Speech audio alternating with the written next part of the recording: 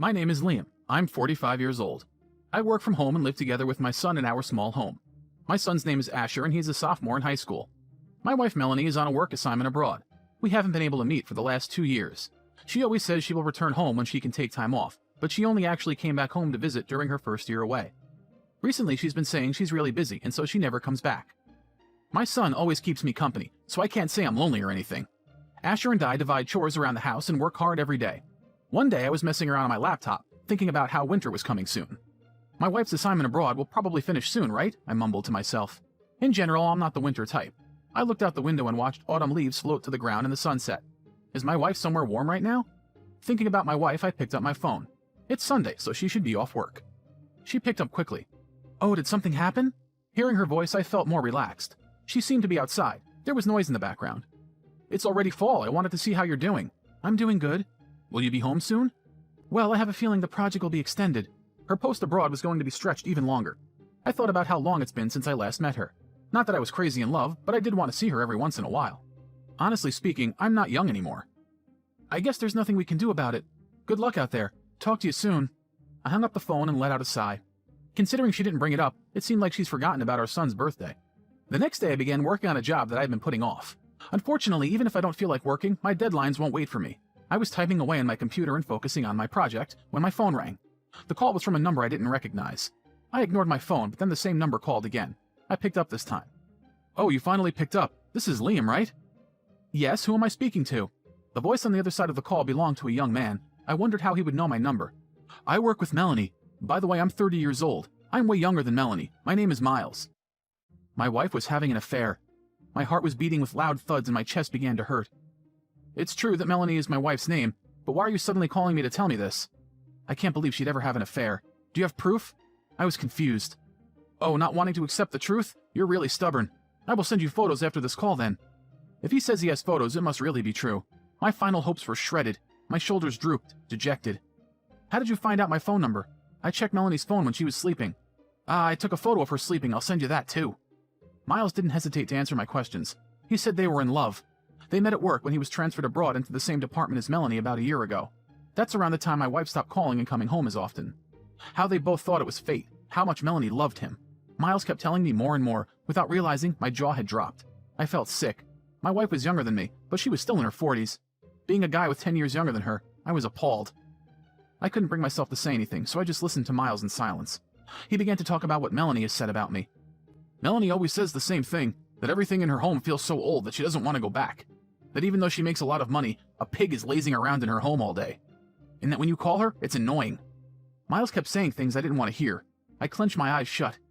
Even if I cry, all my wife will do is laugh at me. What do you want from me? He stopped speaking. He suddenly seemed to be in a bad mood because I interrupted him. He began talking to me in a low voice. Hey, old man, do you understand what kind of position you're in?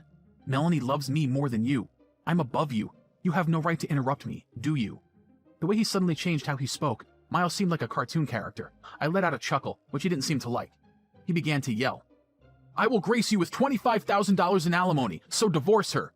I won't lose to an old man like you. Melanie showed me photos. Thanks to her, you live in a real nice house, right? You even drive a luxury car. Once you divorce her, I'll move into that house. He's talking about alimony, but he says he will grace me with it. I held myself back from making a joke. I asked him, do you have $25,000 to pay me? I'm also an elite, so it's no problem. I will give you money, so break up with her. I was silent for a while. Then I double-checked. You've been having an affair with my wife for a year now, right? And she really said those things you mentioned? Just accept the truth already. He laughed. Well, there's my son to consider, and the divorce process overall, so please wait a month.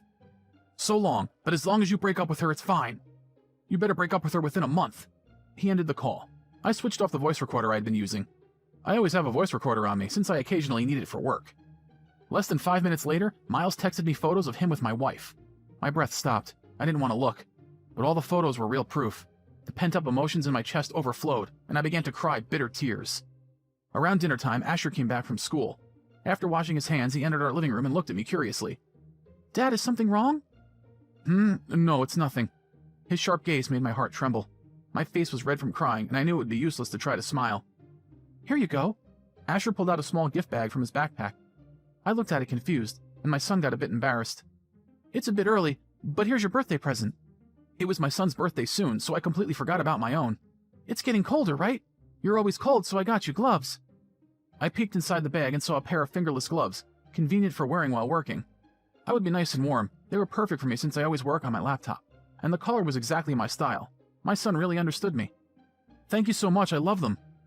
The married life I've been living the past 20 years, what's it all been for? It crushed me to think like this, but I guess it was all a big mistake. But Asher was next to me. This wasn't the time to think about Melanie's affair. I need to get myself together. My son began to laugh loudly. I'm on your side. At the time, I thought he meant that he's grateful for me. I understood the real meaning behind his words later. 2 weeks passed since Miles called me. A full month hadn't passed yet, but he called me again. Speaking to him was annoying, so I ignored my phone, but he kept calling. I gave up and picked up the phone. Hey, what's this all about? His voice was so loud it surprised me. I asked him what he was talking about. Stop playing dumb, old man! He yelled at me angrily. It took me a minute to get over the shock of his yelling. Melanie had promised to meet up with him for the first time in a while. But when they met, Melanie slapped him across the face. She wanted to break up with him. I'm breaking up with you. I was just playing around with you. How dare you call my husband? My wife abandoned him and stopped picking up his calls. They weren't on the same page about their feelings for each other at all.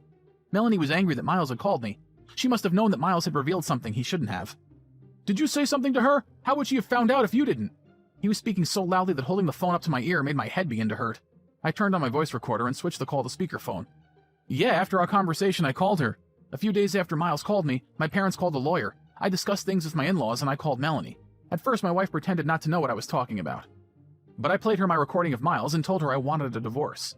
She became incredibly flustered and quickly booked a plane ticket and returned home. Until now, she made up so many excuses not to come home. Afterwards, she returned to her work. She must have also went back because she planned to meet up with Miles to break up with him.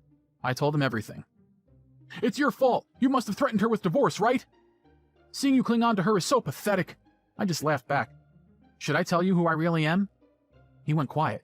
He must have gotten scared. I'm just a pig who lazes around all day at home? You said that we built our home because of my wife's money? That's completely wrong. I'm an author. Sure, I'm always at home, but I'm always busy. We built this house with my money, and it's under my name. Miles was so shocked I could hear him trembling on the other side of the phone. He didn't seem to have anything to say to me, so I continued. Of course, apart from the house, the land and our cars are also under my name.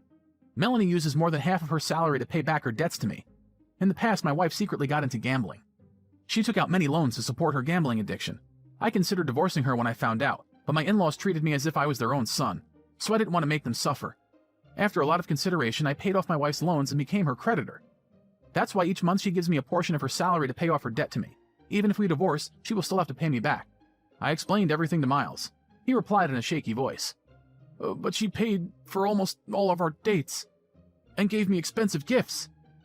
Maybe she just took out another loan. She's the type who really likes to show off, after all. After Miles remained silent for a while, he remembered something. Ah, right, since I broke up with Melanie, I have nothing to do with you anymore, so I don't have to pay you $25,000 or anything, right? He thought he found a way to escape. I shook my head. You really don't get it, do you? Even if you broke up with her, the truth is that your affair with her destroyed my precious family. With the recording I made of you and the photos you sent me, I have more than enough evidence. I'll make sure you get what you deserve. I got in touch with a lawyer and we contacted your parents as well. You can't get out of this. The reason I was able to contact his parents is because Melanie gave me their contact information, hoping that would help me forgive her. When I went with my lawyer to meet Miles' parents, they cried and apologized to me. They promised they would make sure their son takes responsibility for this. Miles was disappointed I had told his parents. I'm an adult, so my parents have nothing to do with this. Why would you tell them? Really, the person most disappointed in all of this was me. I really cared about my wife. She was the mother of my son, and the woman I loved and married. When she got into gambling, it caused me a lot of trouble, but it was okay. But this time I wouldn't forgive her. This man who harassed me over the phone, he really wanted me to keep this between us. He was more of a child than my son was. You better take responsibility for what you've done. I'll make sure to claim the $25,000 from you in alimony. Wait, Melanie was supposed to be the one to pay the $25,000. I don't have the savings, and I've reached the limit on all my cards. Surprised he came up with that out of nowhere, I laughed. He thought my wife was rich and would just give him $25,000. I don't care. Talk to my lawyer. Your parents said they would make sure you pay the alimony, so good luck from now on. I listened to his desperate voice one last time, then hung up the phone and blocked his number.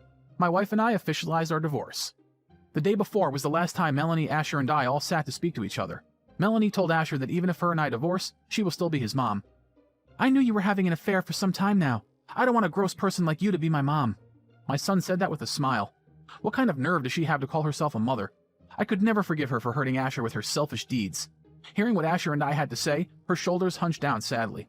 She's getting what she deserves. According to my son, He happened to see his mom entering a hotel with a man while he was out on a school trip. This whole time he had been worrying whether or not he should tell me. I remembered how my son said he was on my side, finally understanding what he meant. I apologized to him and felt tears roll down my cheeks. My son apologized and began to cry. 2 months after the divorce. My son and I are still living in the same home. I decided I would sell the house once my son moves out. When I sell the house, I'll probably just get a single-bedroom apartment somewhere. My wife is still paying back her debts to me, as well as the alimony she owes. It seems she's also paying off the expensive date she took her lover on. Melanie's life will probably be miserable from now on. Miles is also paying the alimony. He must be in credit card payment hell. The reason I'm not too upset about my wife's affair is because I have my son by my side. Anytime I look at the gloves my son gave me, my heart feels warm. From now on, I will make sure my son is always happy.